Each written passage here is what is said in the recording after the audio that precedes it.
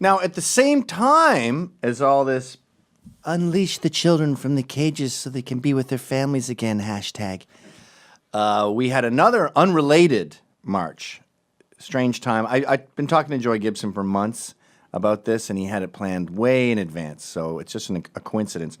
But Joey Gibson, who's running for Senate, I believe, he runs a group called Patriot Prayer that likes to pray, and he does this in Portland, where lunatics abound, where being Christian is like being a Nazi, and being a Satanist, by the way. In Portland, I'm sure there's a powerful satanic party, and I bet there's tons of meetings with Satanists who are totally cool. You could easily live in Portland as a Satanist with a family and kids and not be ostracized. I'm not exaggerating one bit.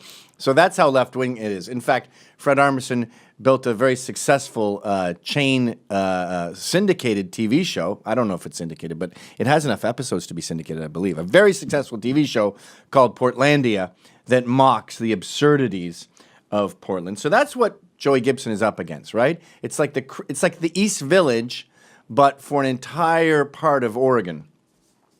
And so he has a march there where he says, we don't care how left-wing this city is. We don't care how powerful Antifa is. And Antifa is basically, I don't know what to compare them to. They're sort of like Christians in the Deep South. I mean, they are the fabric of the town. And they are totally accepted and literally worshipped. And so he said, I'm going to have a rally. I'm going to march. And I'm going to promote Jesus Christ and Trump.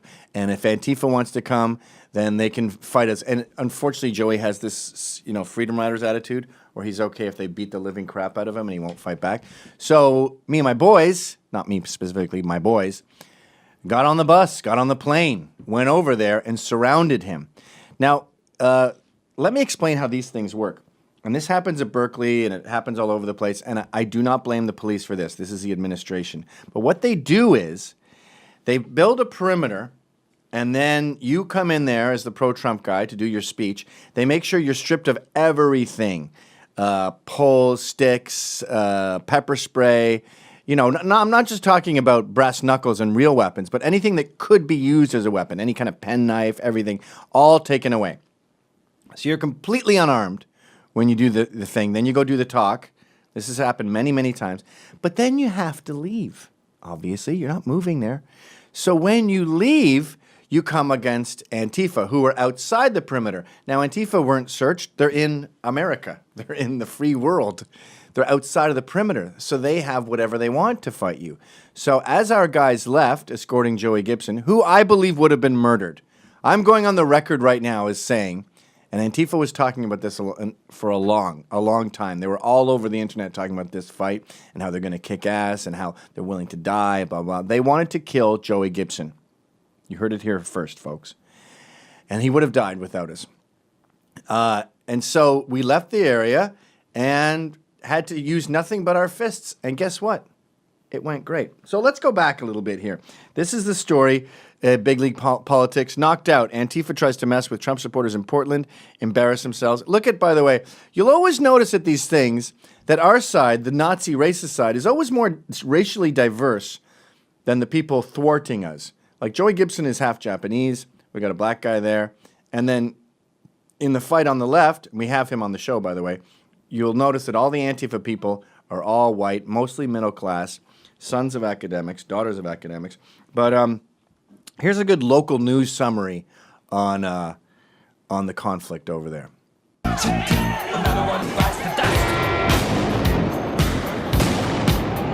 Portland police used flashbangs to break up a fight between members of Patriot Prayer and opposing protesters.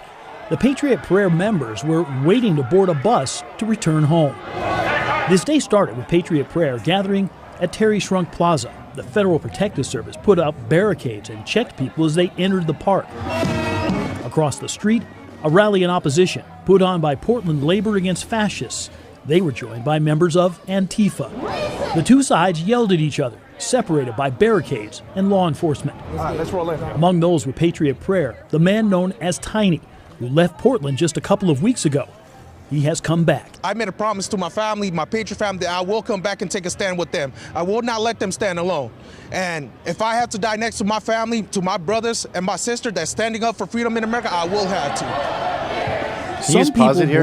I've noticed the left mocks the Patriots and says, oh, you're LARPing in your riot gear. Lauren Southern pointed that out. She said, I did feel kind of silly in Berkeley when I had my helmet on and my goggles and my gas mask and my vest. But then I got hit in the chest with a brick. I got hit in the head with a rock. They were shooting pepper spray at my face, hence the goggles, and then they were letting off smoke bombs. So I ended up using every part of my LARPing material. These guys are not dressed up for fun. In fact, as you'll see later on, the guy with arm pads gets hit with a baton, a telescopic baton. I forget what they're called, but they're illegal. Go ahead. The road in front of the Patriot Prayer rally. Federal protective officers told them to move on. When they didn't, they made an arrest. Oh, watch this black girl escape. Look right there. Zoop. Finally, officers moved the barricades at Shrunk Plaza, and the rally went on the move. If you get arrested at a riot, run. Confrontations began. Portland police revoked the rally permit. This event has been determined to be a riot. That's one of our guys. Declared it a riot. I'm not trying to have a problem with you. She's never been arrested before. They told everyone they needed to leave the area. Okay, so we got it. Now, we're there. We're trying to be peaceful, not starting fights, right? F around and find out. So you have to F around first. That's the motto of the Proud Boys. But look at what these guys were up against. And again, I believe that the administration, the mayors, you know what they did? I forgot to mention this part. The mayor, midway, revoked the permit.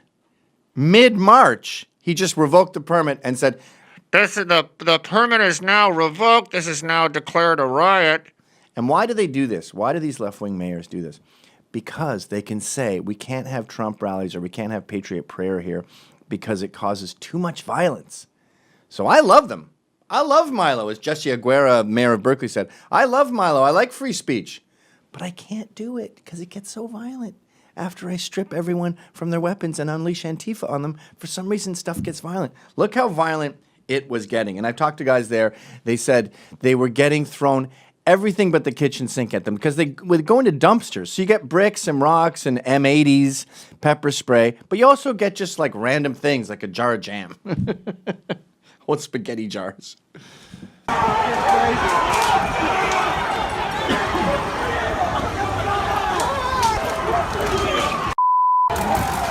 Like, share, subscribe. These guys were ready to fight. They had enough. This is what I said on Michael J. Knowles' show. Why'd you pick a fight with ex-cops, ex-military guys, MMA dudes, and then you send women in to fight us? And drag queens and perverts. Uh-oh. An ex-Marine is up against a mentally ill drag queen in a dress. So they start throwing firecrackers, M80s, smoke bombs, bottle rockets.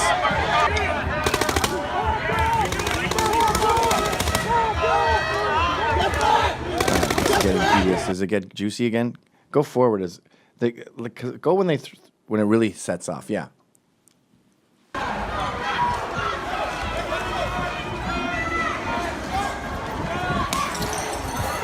Yeah, this is about when it gets. Look.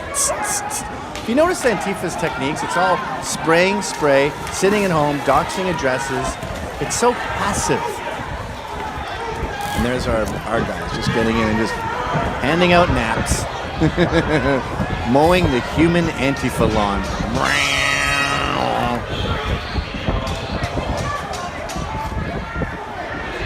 And you'll notice with Antifa, the way they act, they're sort of like rats or hyenas. There'll be one or two that sort of goes near, and then a brawl will break out, and then they all come in. Just like Eric Cantwell, the bike lock professor. He waited until the stuff was going down. Then he reaches in with his bike lock and just boom, opens up the guy's head. He's still on trial for that, by the way. It was delayed till August. All right. So maybe jump ahead in that till when it gets really kooky. Get him, Oh, that's our boy. Knocks one down and knocks the other down. Goes off the Come on! Come on! Okay, I will come. Boom. You're down. Did you see that? That's great. Oh, what a mess. Anyway, there was a beautiful moment in this. Our boy Rufio Panman, he's named himself as the crazy young sort of Polynesian-looking kid from Peter Pan, who all the kids looked up to.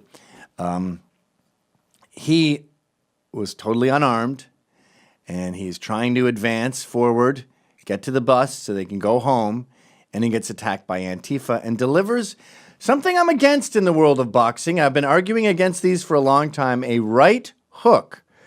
We don't do right hooks in boxing, but apparently Rufio does, and it's hard to argue against his because it delivers. Check out the turning point in the war against Antifa. You know how World War I started when some guy with a big mustache was shot in the back of his horse and carriage? Major wars, major events can pivot on the slightest thing, and this entire war has just changed, and it's all because of this unbelievable punch, the greatest punch in the history of Trump's presidency. It is just a beautiful, we're going to watch it about 100 times. I've seen it maybe 1 million times, and it is just art. So let's just start out with the normal one so you can see what happens. Okay, he's got one of those collapsible batons.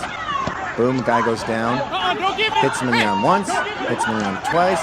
So boom. Give it to the Nazis. Look at him just lie down like a plant. And you know what I love about this too? He hits him, and then he's unconscious standing up. And he goes, I don't have time to see if you're going to come back and try to hit me again, so you got to go lay down. It's sort of like kicking someone's gun away from them when they're passed out. He pushes over that dead tree. And by the way, speaking of Antifa, look at the girl there. She's got a cigarette in her hand. She's sitting there in a riot, taking on someone who just knocked a man cold, turned him into a plank. Antifa, by the way, is claiming that he has brain bleeding or something. And she's picking a fight with him with a cigarette in her hand. Hey, feminism, you're leaving women in vulnerable situations. Hey, skinny girls who smoke, you can't beat up bodybuilders. What are you thinking? Get the hell out of there. And you'll notice, by the way, he picks up the, God, I wish I remembered the name for this thing. My son's lightsabers, plastic lightsabers do it. Very legal. And by the way, just so you understand, anything you use as a weapon to cause harm is an illegal weapon. It's an egregious use of force. It's assault. You can go up to someone with a pencil in New York and stab them, and it's assault with a deadly weapon. All right, let's check out the slow motion version of this. If you're a woman, you probably are bored by this. I can't tell you how many guys I've been talking to on the weekend who have watched this clip again and again and again and again and again. Great argument for the right hook. But look at his glasses. Did you see that? Go back. We got to see that again. I didn't notice that before. His sunglasses go on a little journey. Boof. Bye-bye. And you got to lie down. I don't have time. Ooh, that's a double concussion. It's really bad for a brain to get knocked in the head out and then knocked again on the pavement, which is why you shouldn't go up to giant beasts that you can't take and start whipping them. What did he think that thing was? A Harry Potter magic wand? You're just going to, with all the adrenaline flowing, you think you're going to hit that guy's arm and he's going to go, ow! Jeez! Okay, I'll go home and I'll stop supporting Trump. And I'll punch Joey Gibson in the face and I'll support your bizarre contradiction of communist anarchy. That was a wake-up whack. You really woke up my forearm. All right, this is my favorite meme of it. And it's a huge meme that keeps spreading and spreading and spreading. And we're going to talk to him shortly. Mortal Kombat. Test your luck.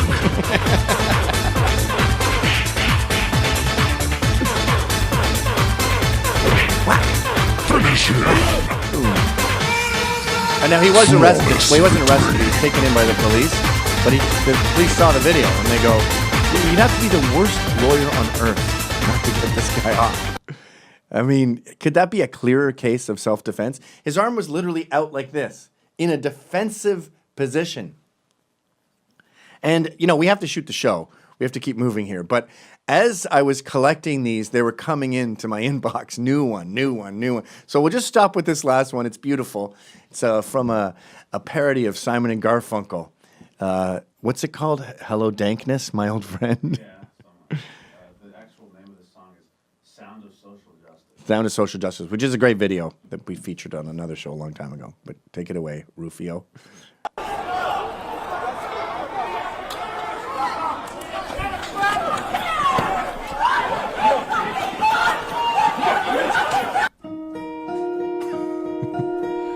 Lord of Dankness, my old friend. Lord of Dankness. Normies oppressing us again.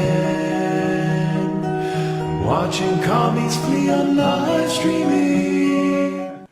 Isn't that beautiful? You notice he got the weapon too, the illegal weapon that was used to hurt him. Anyway, that is some fantastic stuff, totally inspiring stuff. And there's so many lessons in that one day, so many takeaways.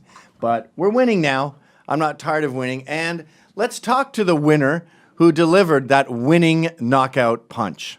Rufio, are you there, sir? Yes, sir. How's it going, Gavin? You look a little tired. Yeah, it's been a long couple days.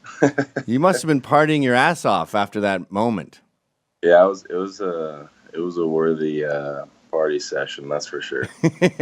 These movements can pivot on the smallest little thing. Like with Bass Stickman, he just bonked someone once, and that became a completely different trajectory. I honestly think that knockout is a pivot in the movement. Marks the beginning of the end of Antifa and the beginning of being, safe and proud to be Trump. Yeah, I would have to agree. I mean, I wasn't really thinking about it too much at the time, but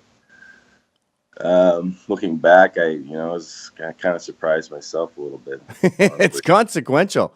Now, there's the guy that you turned into a human plank, but there was a body that fell before that. Was that also you?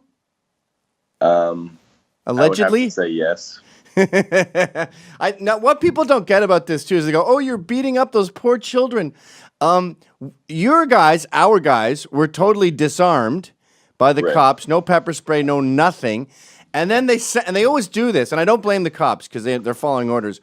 But then they send us, the patriots, the Trump people, into Antifa, who didn't have to go through any security. So they've got bricks, they got garbage, they've got those telescopic thingamajiggies. Mm-hmm. That's not a fair fight. Well, yeah, I don't really blame the cops so much either. It's the city council and the mayor and things like that, because they're the ones that are telling them how to respond and react in those particular situations. So, I mean, we had explosives going off a few feet from us and things like that. I mean, I don't really know what else we could have done, to protect ourselves. And if the Proud Boys weren't there, I can't imagine what would happen to the rest of the Patriot movement. Oh, yeah. Well, if Joey was just alone, that's the thing. Another thing people don't understand is that Portland is populated, hence the show Portlandia, by crazy leftists who constantly threaten Joey Gibson. If he didn't have backup, he could easily be dead. Yeah.